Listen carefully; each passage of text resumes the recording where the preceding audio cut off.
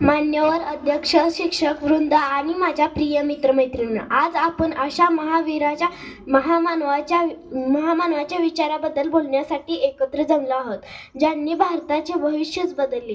ते म्हणजे Bharat Ratna doctor Babasaheb Ambedkar. Bharat Ratna doctor Babasaheb Ambedkar यांनी भारताचे संविधान लिहिले.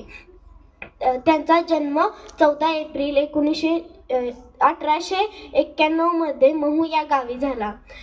भारतरत्न डॉक्टर बाबासाहेब आंबेडकरांच्या वडिलांचे नाव रामजी व त्यांच्या आईचे नाव भीमाबाई होते.